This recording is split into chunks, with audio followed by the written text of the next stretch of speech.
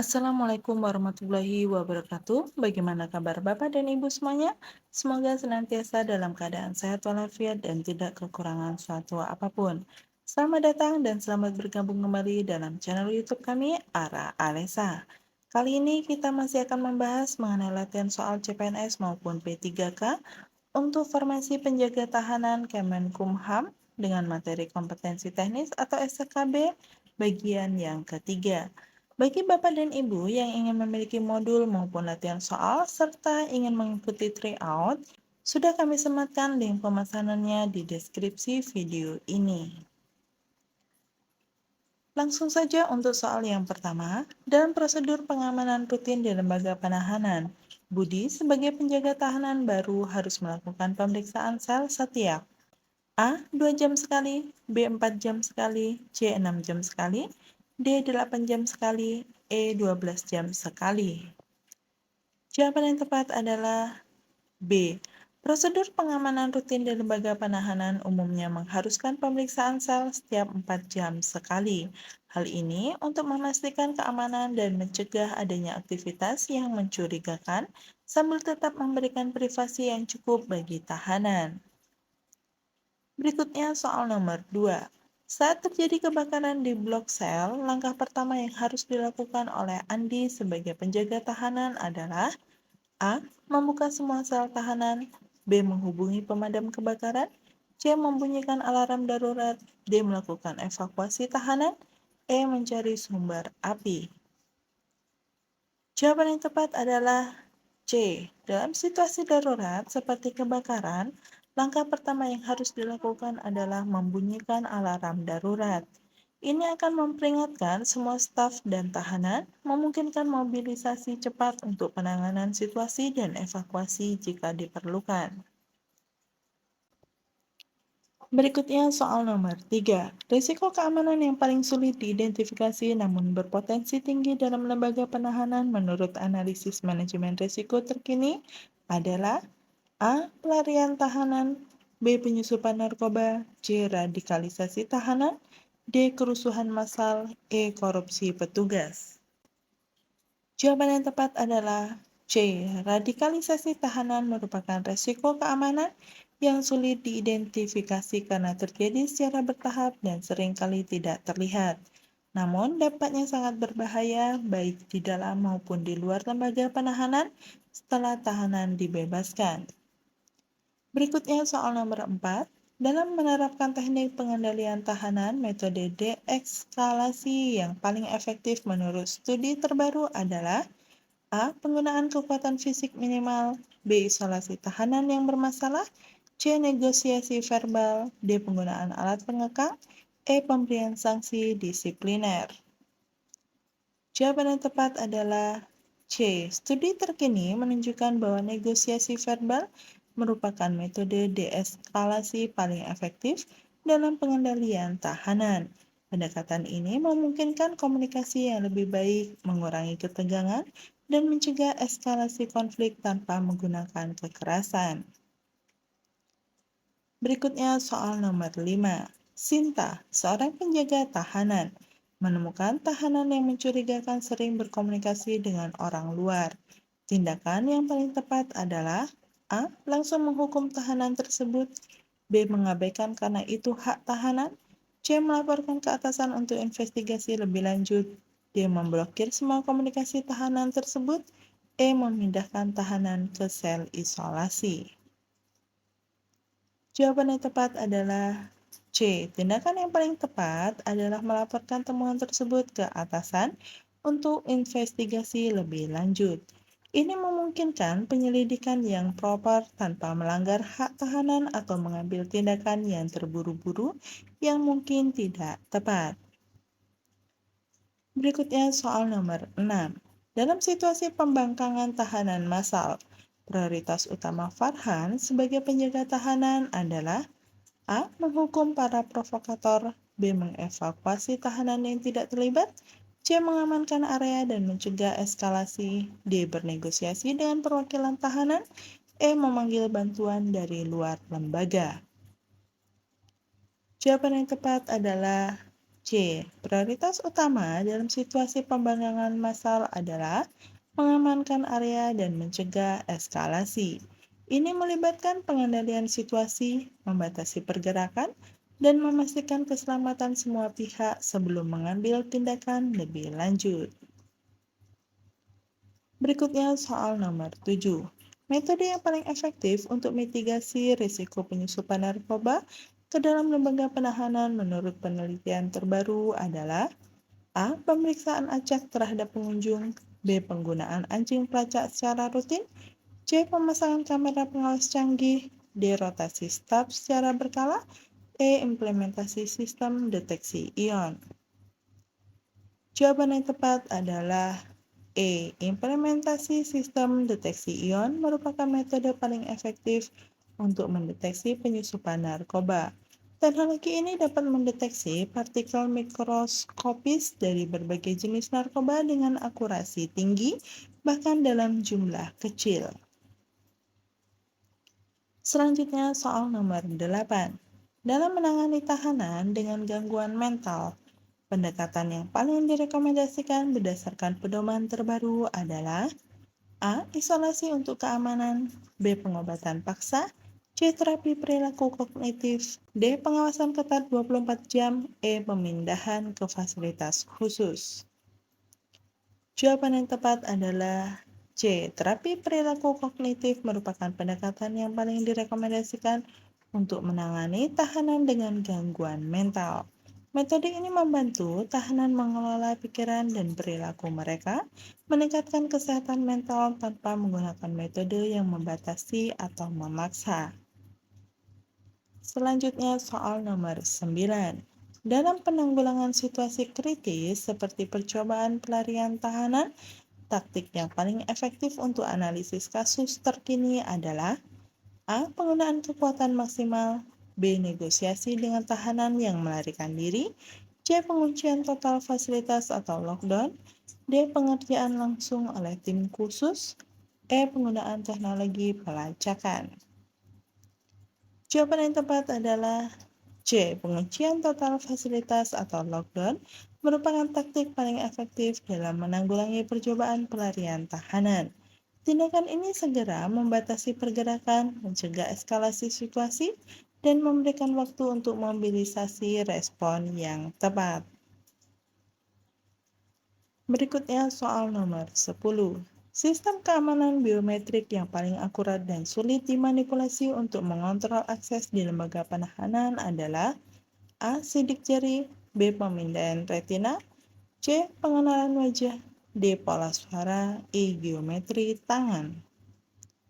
Jawaban yang tepat adalah B. Pemindaian retina dianggap sebagai sistem biometrik paling akurat dan sulit dimanipulasi. Pola pembuluh darah di retina sangat unik dan sulit dipalsukan, memberikan tingkat keamanan yang sangat tinggi dalam mengontrol akses. Berikutnya soal nomor 11. Dalam mengevaluasi efektivitas SOP keamanan, indikator kinerja utama yaitu KPI yang paling signifikan adalah A. Jumlah insiden keamanan per bulan, B. Tingkat kepuasan tahanan, C. Efisiensi penggunaan anggaran keamanan, D. Kecepatan respon terhadap insiden, E. Tingkat okupansi lembaga penahanan. Jawaban yang tepat adalah A. Jumlah insiden keamanan per bulan merupakan KPI yang paling signifikan dalam mengevaluasi efektivitas SOP keamanan. Indikator ini langsung mencerminkan kemampuan SOP dalam mencegah dan menangani masalah keamanan di lembaga penahanan. Selanjutnya soal nomor 12. Teknik pengawasan tahanan yang paling efektif untuk mencegah pembentukan kelompok kriminal terorganisir di dalam lembaga penahanan adalah A. Pengawasan kamera 24 jam, B. Pemisahan tahanan berdasarkan jenis kejahatan, C. Rotasi sel secara berkala, D. Program rehabilitasi intensif, E. Pembatasan interaksi antar tahanan. Jawaban yang tepat adalah C. Rotasi sel secara berkala merupakan teknik pengawasan yang paling efektif untuk mencegah pembentukan kelompok kriminal terorganisir. Metode ini mengganggu pembentukan hierarki dan jaringan yang stabil di antara tahanan, sambil tetap mempertahankan kondisi penahanan yang manusiawi. Berikutnya soal nomor 13.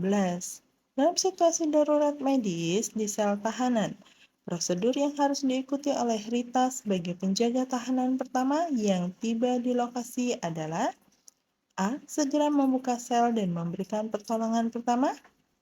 B. Memanggil tim medis dan menunggu instruksi. C. Mengamankan area dan menilai situasi sebelum bertindak. D. Mengevakuasi semua tahanan dari blok tersebut. E. Melaporkan ke atasan dan menunggu keputusan. Jawaban yang tepat adalah C. Prosedur yang tepat adalah mengamankan area dan menilai situasi sebelum bertindak. Ini memastikan keselamatan petugas dan tahanan lain sambil memungkinkan penilaian cepat untuk menentukan tindakan selanjutnya yang sesuai dengan tingkat kegawat daruratan. Berikutnya soal nomor 14. Metode yang paling efektif untuk mendeteksi rencana pelarian tahanan berdasarkan analisis intelijen terkini adalah A. Penggunaan informan di kalangan tahanan. B. Analisis pola komunikasi tahanan. C. Pemeriksaan fisik rutin terhadap struktur bangunan. D. Pengawasan ketat terhadap staf lembaga penahanan. E. Implementasi sistem AI untuk analisis perilaku. Jawaban yang tepat adalah B. Analisis pola komunikasi tahanan merupakan metode paling efektif untuk mendeteksi rencana pelarian. Dengan memonitor dan menganalisis komunikasi tahanan baik internal maupun eksternal, pola yang mencurigakan dapat diidentifikasi lebih awal tanpa melanggar privasi secara berlebihan. Berikutnya soal nomor 15. Dalam menangani tahanan yang mengalami withdrawal narkoba, pendekatan yang paling direkomendasikan menurut protokol medis terkini adalah A. Isolasi total hingga gejala mereda. B. Pemberian obat pengganti secara terkontrol. C. Terapi detoksifikasi cepat. D. Konseling intensif tanpa intervensi medis. E. Pemindahan ke rumah sakit umum.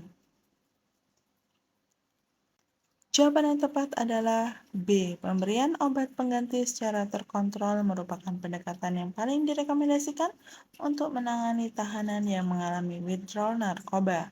Metode ini membantu mengurangi gejala withdrawal secara aman sambil memulai proses rehabilitasi dengan pengawasan medis yang tepat. Berikutnya soal nomor 16. Strategi yang paling efektif untuk mencegah radikalisasi di lembaga penahanan berdasarkan studi terbaru adalah A. Pemisahan total tahanan yang terradikalisasi. B. Program deradikalisasi wajib untuk semua tahanan. C. Pembatasan akses informasi dari luar. D. Integrasi program pendidikan dan vocational training. E. Pengawasan ketat terhadap kegiatan keagamaan. Jawaban yang tepat adalah D. Integrasi program pendidikan dan vocational training merupakan strategi paling efektif untuk mencegah radikalisasi di lembaga penahanan. Program ini memberikan tahanan kesempatan untuk mengembangkan keterampilan dan perspektif baru, mengurangi kerentanan terhadap ideologi ekstremis. Berikutnya soal nomor 17. Dalam menangani tahanan yang melakukan aksi mogok makan, tindakan yang paling sesuai dengan standar HAM internasional adalah A. Pemaksaan makan melalui metode medis. B. Isolasi tahanan hingga mereka mau makan. C. Negosiasi dan mediasi untuk memahami tuntutan. D. Pemberian sanksi disipliner. E. Pemindahan ke fasilitas medis khusus. Jawaban yang tepat adalah C. Negosiasi dan mediasi untuk memahami tuntutan tahanan merupakan tindakan yang paling sesuai dengan standar HAM internasional. Pendekatan ini menghormati hak tahanan untuk protes secara damai sambil berupaya menyelesaikan masalah yang mendasari aksi mogok makan. Selanjutnya soal nomor 18. Teknologi pengawasan terbaru yang paling efektif untuk mendeteksi aktivitas mencurigakan di area umum lembaga penahanan adalah A. Kamera thermal. B. Drone pengawas. C. Sistem pengenalan wajah AI. D. Sensor gerak ultrasonik.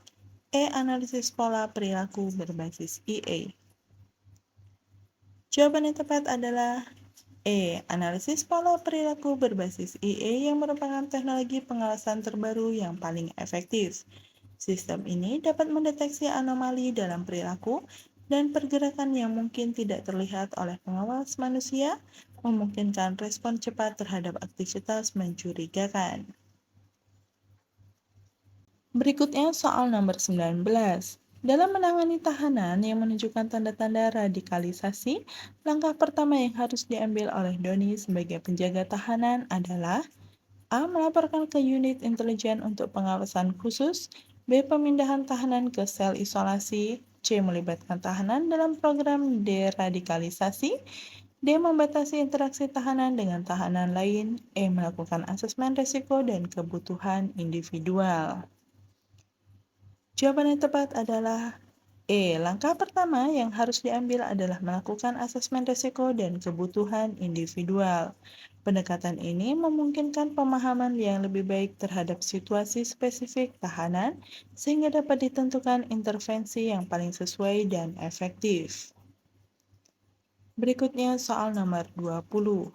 Teknik pengendalian tahanan yang paling efektif untuk meminimalkan penggunaan kekerasan dalam situasi konfrontasi adalah A. Penggunaan senjata non-letal.